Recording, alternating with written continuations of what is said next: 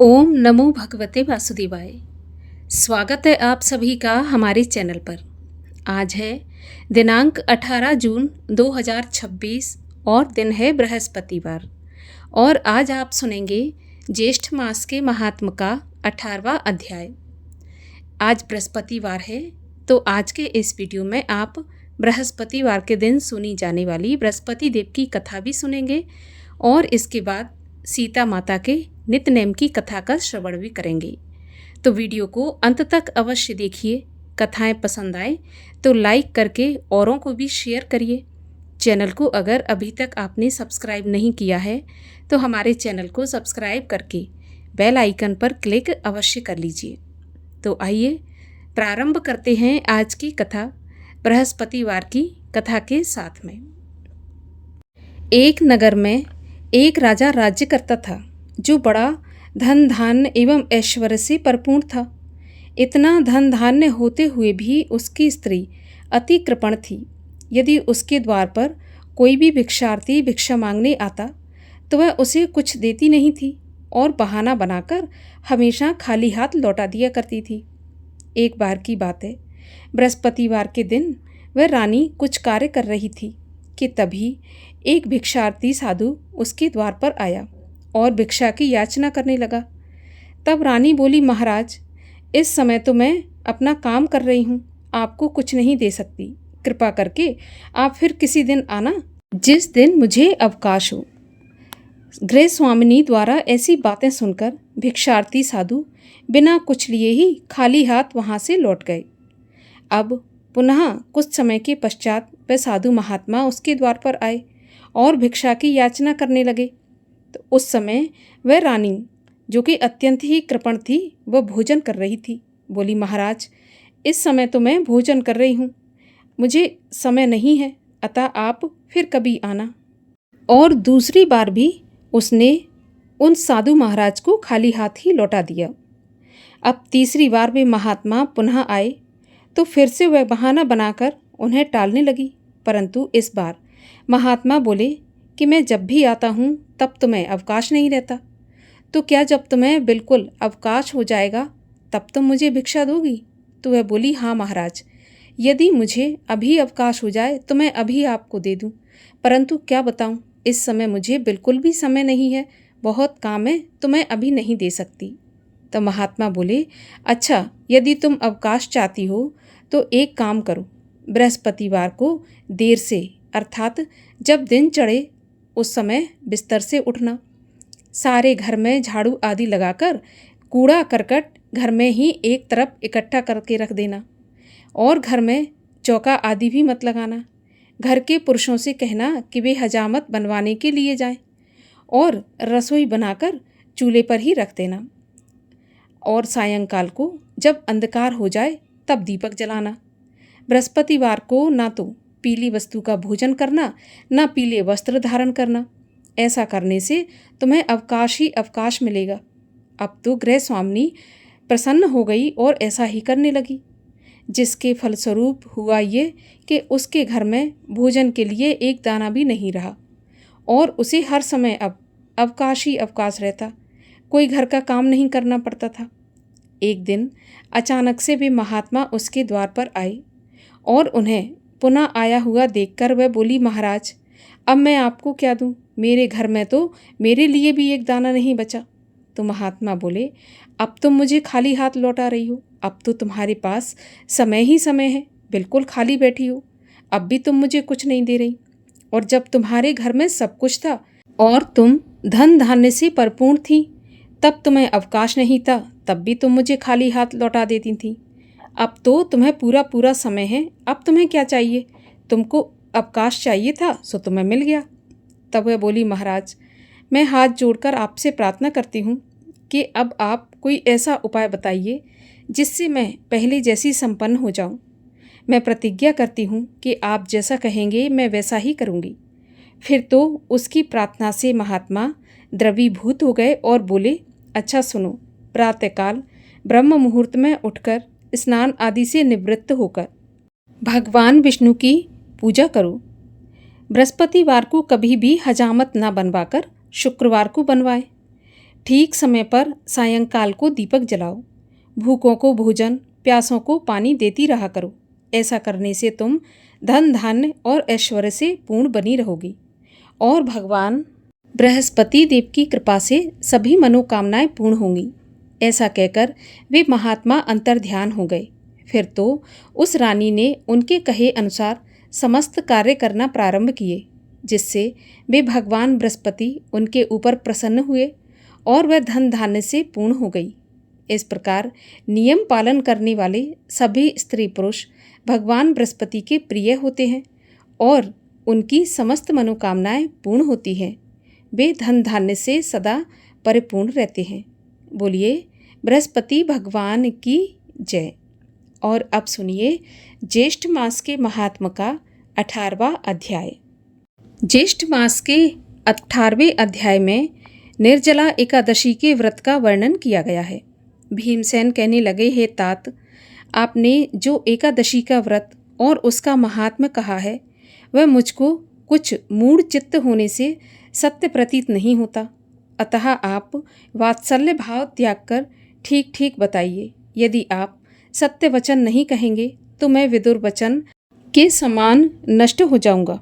हे तात, मंत्री, पुरोहित और वैद्य, इनको सत्य और यथार्थ वचन ही बोलने चाहिए, अन्यथा केवल मीठे वचन बोलने से उनके धन, धर्म और शरीर तीनों ही नष्ट हो जाते हैं।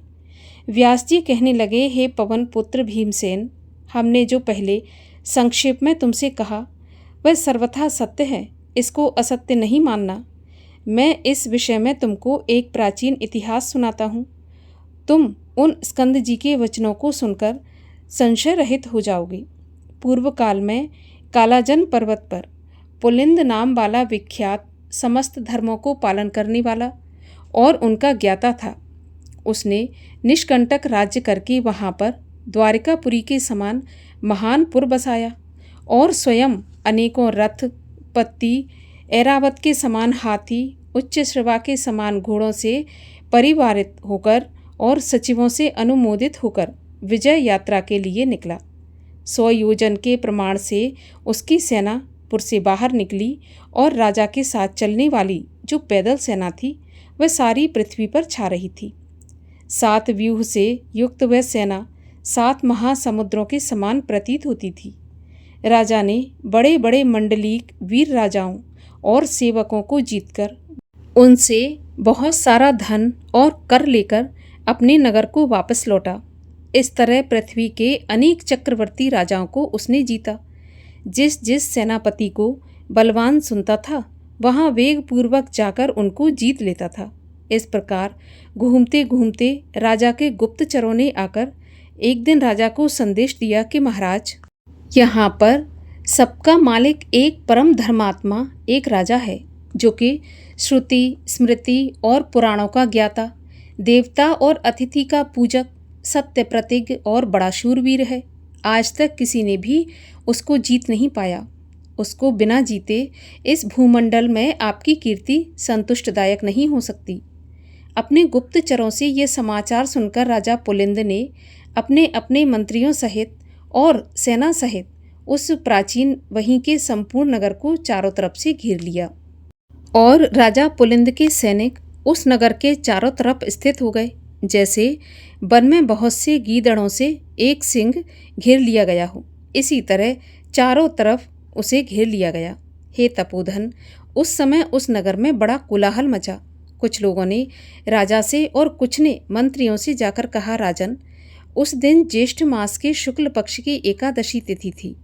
उस नगर के सभी लोग स्नान आदि करके भगवान विष्णु की पूजा में रत हो गए और पूजा में लीन होने के कारण आपस में बातचीत भी नहीं कर रहे थे। ऐसे समय में राजा पुलिंद के सैनिकों ने गांव में घुसकर लूटमार मचा दी।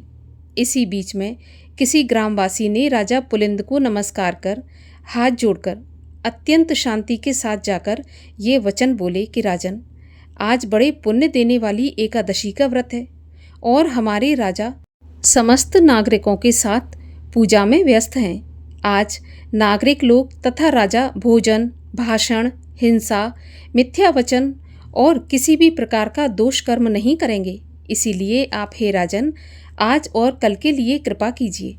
मैं अपनी राजा की आज्ञा से नहीं आया हूँ। मैंने यहाँ की जो निश्चित बात है स्वयं अपने विचार से कही है।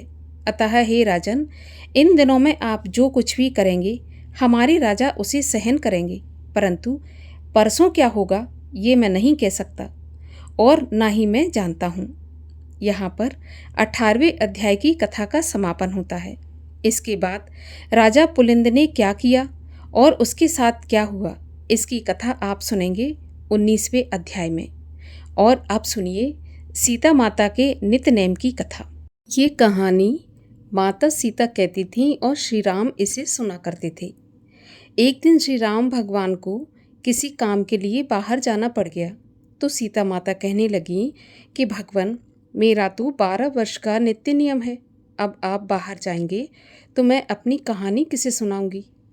तब श्री राम बोले कि तुम कुएं की पाल पर जाकर बैठ जाना और वहाँ जो औरतें पानी भरने आएंगी उन्हें अपनी कहानी सुना देना। अब तो माता सीता कुएं की पाल पर जाकर बैठ जाती हैं। तभी वहाँ पर एक स्त्री आई। उसने रेशम जरी की साड़ी पहन रखी थी और सोने का घड़ा ले रखा था। सीता माता उसे देखकर कहती हैं, बहन, मेरा 12 वर्ष का नित्यनेम सुन लो। लेकिन वह स्त्री बोली, मैं तुम्हारा नित्यनेम सुनूंगी तो मुझे घर जाने में देर हो जाएगी और मेरी सास मुझसे लड़ेगी। ऐसा कहकर उसने कहानी नहीं सुनी और घर चली गई। घर जाते ही उसकी रेशम जरी की साड़ी फट गई और सोने का घड़ा मिट्टी के घड़े में बदल गया। जब सास ने देखा तो पूछा कि ये किसका दोष अपने सिर पर लेकर आई है। तो बहू कहने लगी कि माँ जी, कुएं पर एक औरत बैठी थी। उसने कहानी सुनने के लिए कहा, लेकिन मैंने कहानी नहीं सुनी, उसी का ये फल मिला है। बहू की बात सुनकर अगले दिन सास वही साड़ी और घड़ा लेकर कुएं की पाल पर गई। सास को वहाँ पर सीता माता बैठी मिली तो माता सीता ने कहा कि बहन, मेरी कहानी सुन लीजिए। तो सास बोली, एक बार तो छोड़ो, मैं तो 4 बार कहानी सुन लूँगी। जब माता सीता ने ऐसा सुना तो अपनी कहानी कहना शुरू कर दी। राम आए, लक्ष्मण आए, देश के पुजारी आए, नित नेम का नेम लाए, आओ राम बैठो राम, तपी रसोई जियो राम, माखन मिश्री खाओ राम, दूध बताशा पियो राम, सूत के पलका मोठो राम, शाल दुशाला पोठो राम, शाल दुशाला ओढ़ो राम, जब बोलूं तब राम ही राम, राम सवारे सबके काम, खाली घर भंडार भरेंगे, सबका बेड़ा पार करेंगे, श्री राम जय जय राम, श्री राम जय जय राम। सास बोली, बहन, कहानी तो बहुत अच्छी लगी।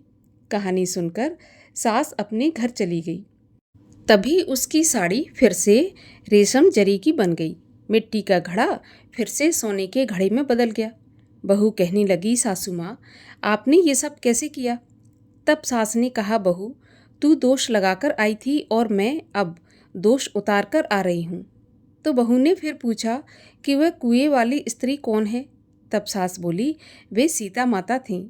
वे पुराने से नया कर देती हैं, खाली घर में भंडार भर देती हैं, लक्ष्मी जी का वास घर में करा देती हैं, इंसान की जो भी इच्छा हो उसे पूरा कर देती हैं। बहू बोली कि ऐसी कहानी मुझे भी सुना दो। तो सास कहने लगी, ठीक है, तुम भी कहानी सुन लो। और सास ने कहानी कहनी शुरू कर दी। राम आए, लक्ष्मण आए, देश के पुजारी आए, नित्य नेम का नेम लाए, आओ राम बैठो राम, तपी रसोई जियो राम, माखन मिश्री खाओ राम, दूध बताशा पियो राम, सूत के पलका मोठो राम, शाल दुशाला पोठो राम, शाल दुशाला ओढ़ो राम, जब बोलूं जब राम ही राम, राम सवारे सबके काम, खाली घर भंडार भरेंगे, सबका बेड़ा पार करेंगे, श्री राम जय जय राम। कहानी सुनकर बहू बोली, माँ जी, कहानी तो बहुत अच्छी है। तब सास ने कहा, तो ठीक है, इस कहानी को हम रोज कहा करेंगे।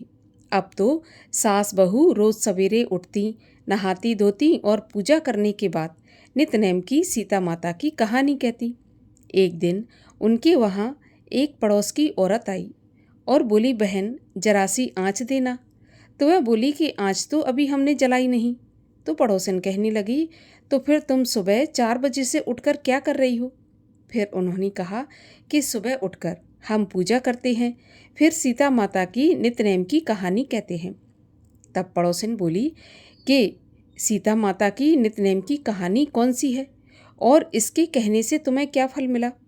तो वे बोली, इनकी कहानी कहने से घर में भंडार भर जाते हैं, सारे काम सिद्ध होते हैं, मन की इच्छा भी पूरी होती है। पड़ोसन बोली कि बहन, ऐसी कहानी मुझे भी सुना दो। फिर वह बोली कि ठीक है, तुम भी ये कहानी सुन लो।